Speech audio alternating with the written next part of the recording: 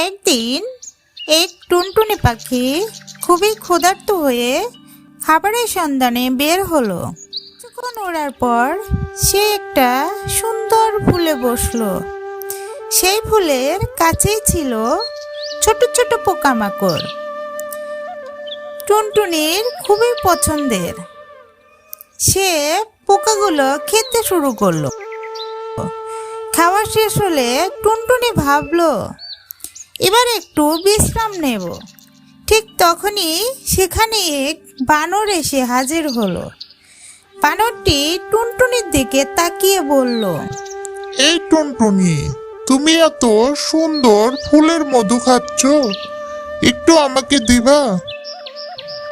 টুনটুনি তখন মুচকি হেসে বলল,